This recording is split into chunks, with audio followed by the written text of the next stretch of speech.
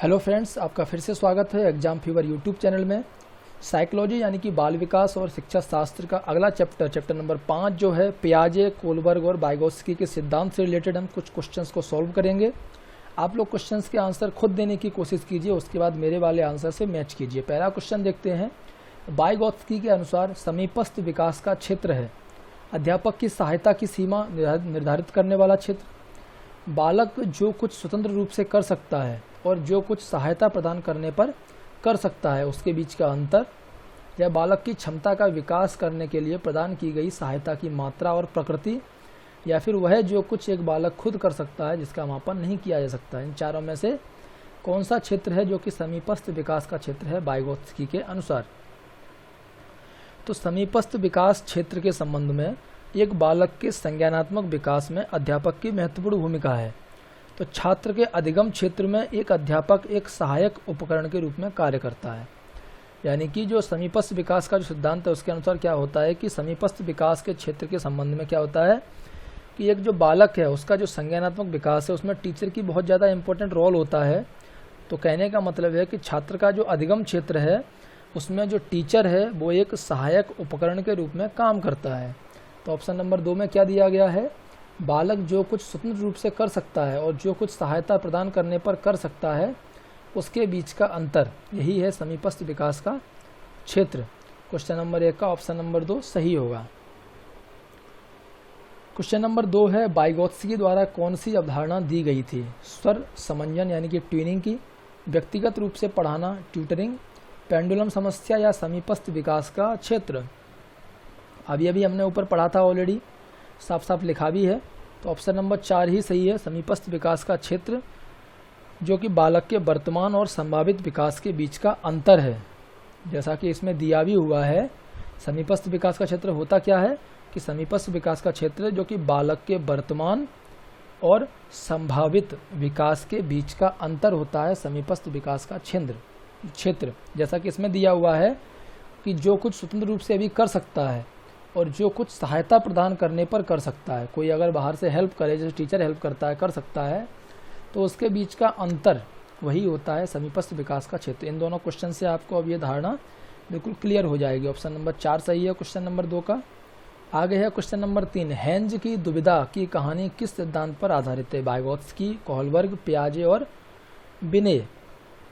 तो हेंज की दुविधा जो कहानी है वो एक व्यक्ति के नैतिक विकास की व्याख्या करती है और इस सिद्धांत के अंतर्गत यह दिखाने का प्रयास किया गया है कि लोग स्वयं को इस स्थिति में रखकर कैसा अनुभव करते हैं। तो कोहलबर्ग का जो सिद्धांत है वही है जो कि हेंज की दुविधा की कहानी वाले सिद्धांत पर आधारित है, क्योंकि इन दोनों सिद्धांतों में यही दिखाने का प्रयास किया गया है कि लोग स्वयं को इस स्थिति में रख करके कैसा अनुभव करते हैं। ऑप्शन नंबर 2 इसका सही होगा। क्वेश्चन नंबर 4 है अभी, पियाजे के सिद्धांतों के अनुसार बच्चे सीखते हैं उचित ध्यान देकर, सूचना को याद करके, समाज के अधिक सक्षम सदस्यों द्वारा की गई सहायता के द्वारा, अनुकूलन की प्रक्रिया द्वारा, या फिर उचित पुरस्कार के माध्यम से उनके व्यवहार में किए गए परिवर्तन द्वारा। तो पियाजे के सिद्धांत के अनुसार बच्चे सीखते कैसे हैं। तो पियाजे के अनुसार बच्चे अनुकूलन के माध्यम से सीखते हैं। अनुकूलन कैसे होता है, यानी कि कोई भी चीज़ को उसके अनुकूल बनाना। अनुकूलन जो कि संसार के साथ परिचित होने की एक प्रक्रिया है। बच्चे बदलते हुए वातावरण के अनुसार नई नई संरचनाओं का निर्माण करते हैं। तो क्वेश्चन नंबर 4 में ऑप्शन नंबर 3 सही होगा। पियाजे के सिद्धांत के अनुसार अनुकूलन की प्रक्रिया के द्वारा बच्चे सीखते हैं। ऑप्शन नंबर 3 सही आंसर है। आगे है क्वेश्चन नंबर 5, निम्न में से कौन सी कोहलबर्ग के नैतिक विकास की विशेषता है। अवस्थाओं का परिवर्तनीय अनुक्रम, अवस्थाएं पृथक अनुक्रियाएं हैं और सामान्य पैटर्न नहीं है, सभी संस्कृतियों में अवस्थाओं का सार्वभौमिक अनुक्रम है, या फिर अवस्थाएं अनुक्रम में नहीं चलती। तो कोहलबर्ग के नैतिक विकास की अवस्थाएं कौन सी हैं, वो हैं पूर्व पारंपरिक नैतिकता और उत्तम परंपरागत नैतिकता। ये 3 होती हैं कोहलबर्ग के नैतिक विकास की अवस्थाएं।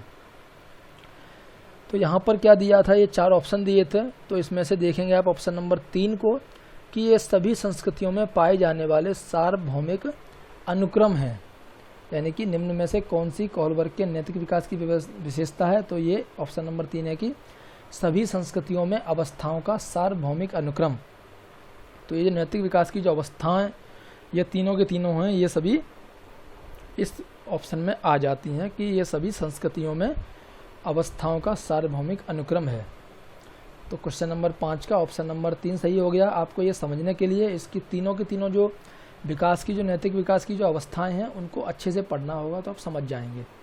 क्वेश्चन नंबर 6 है, पियाजे के संज्ञानात्मक विकास के सिद्धांत से कौन सा अनुमान नहीं लगाया जा सकता? सीखने के लिए बच्चों की तत्परता, व्यक्तिगत विभिन्नताओं को स्वीकार करना, खोजपूर्ण अधिगम, या फिर मौखिक शाब्दिक शिक्षण की आवश्यकता। तो ये जो ऑप्शन नंबर 4 में दिया है, मौखिक और शाब्दिक शिक्षण की आवश्यकता, ये पियाजे के संज्ञानात्मक विकास के सिद्धांत से उत्पन्न नहीं होती है। इस सिद्धांत को 4 अवस्था में विभाजित किया जाता है: मनोगत्यात्मक अवस्था, पूर्व क्रियात्मक अवस्था, मूर्त क्रियात्मक अवस्था और औपचारिक क्रियात्मक अवस्था। तो यहाँ पर जो ऑप्शन नंबर 4 है वो सही होगा कि इस चीज़ का अनुमान नहीं लगाया जा सकता। 6 का ऑप्शन नंबर 4 सही है। आगे देखिए क्वेश्चन नंबर 7, कोहलबर्ग के अनुसार गलत और सही का निर्णय करने की चिंतन प्रक्रिया को कहा जाता है: नैतिक यथार्थवाद, मोरल रियलिज्म, नैतिक असमंजस, मोरल डायलेमा, नैतिक सहयोग, मोरलिटी कोऑपरेशन, नैतिक तर्क, मोरल रीजनिंग। तो कोहलबर्ग के अनुसार गलत और सही का निर्णय करने की चिंतन प्रक्रिया को क्या कहा जाता है? आपको इसका आंसर देना है। पूर्व क्रियात्मक अवस्था के अंतर्गत क्या होता है कि बच्चे घटनाओं और वस्तुओं को याद रखते हैं और उनके विचार अधिक काल्पनिक एवं आत्म केंद्रित हो जाते हैं। इस अवस्था में बच्चे निर्जीव पदार्थों में भी जीवन की कल्पना करते हैं, क्योंकि वे समझते हैं कि खिलौनों में भी संवेग एवं विचार होते हैं। तो यानी कि बच्चे ऐसे बिहेव करते हैं कि खिलौनों में भी जिंदगी होती है और वे भाषा को निरंतर प्रश्नों के माध्यम से समझते हैं। तो इस अवस्था में विकसित अवधारणाएं असभ्य और अपरिवर्तनीय होती हैं। यानी कि ऑप्शन नंबर 3 है जो कि गलत और सही का निर्णय करने की जो चिंतन प्रक्रिया है वो नैतिक सहयोग कहा जाता है। क्वेश्चन नंबर 8 है अभी, पियाजे की किस अवस्था में एक बालक का व्यवहार मुख्य रूप से अनैच्छिक क्रियाओं से संचालित होता है? तो संज्ञानात्मक विकास की इंद्रिय गत्यात्मक अवस्था बालक के जन्म से लेकर के 2 वर्ष की आयु तक चलती है और इस अवस्था में एक बालक का व्यवहार मुख्य रूप से अनैच्छिक क्रियाओं से संचालित होता है। तो जो ऑप्शन नंबर 1 है, इंद्रिय गत्यात्मक अवस्था, इस अवस्था में एक बालक का व्यवहार मुख्य रूप से अनैच्छिक क्रियाओं से संचालित होता है। ऑप्शन नंबर 1 सही है क्वेश्चन नंबर 8 का। क्वेश्चन नंबर 9 देखेंगे अभी, पियाजे के अनुसार संज्ञानात्मक या ज्ञानात्मक विकास की वह अवस्था जिसमें एक बालक वस्तु प्रदर्शन दर्शाता है कहलाती है: इंद्रिय गत्यात्मक, पूर्व क्रियात्मक, औपचारिक क्रियात्मक या मूर्त क्रियात्मक। जो इंद्रिय क्रियात्मक यानी कि इंद्रिय गत्यात्मक जो अवस्था है वो बालक के जन्म से 2 वर्ष तक होती है। कब तक होती है? बालक के जन्म से लेकर के 2 वर्ष तक। जैसा कि पहले ही बताया था क्वेश्चन नंबर 8 में कि जो संज्ञानात्मक विकास की होती है, जो इंद्रिय गत्यात्मक अवस्था, वो बालक में जन्म से लेकर के 2 वर्ष की आयु तक चलती है।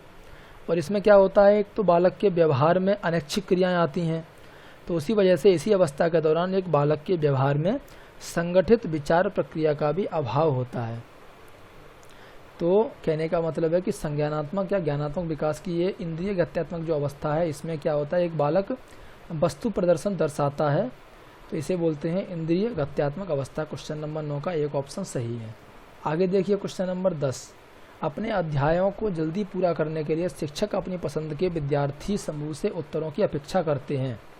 यह उन विद्यार्थियों की पहचान करने के कौशलों की आवश्यकता होती है जो प्राय प्रश्नों को उत्तर दे सकें, पाठ्यक्रम को आगे बढ़ाने के लिए आवश्यक है, दूसरे विद्यार्थियों को समान अवसर से वंचित करता है, या फिर उन विद्यार्थियों की सहायता करता है जो रुचि लेते हैं और शिक्षकों के पसंदीदा बन जाते हैं। तो कुछ टीचर होते हैं जो अक्सर क्या करते हैं, पाठ को अपने जो पसंदीदा जो छात्र हैं उनसे जो उन्हें रिएक्शन मिलता है उसके आधार पर ही समाप्त कर देते हैं, बाकी लोगों के बारे में नहीं सोचते हैं।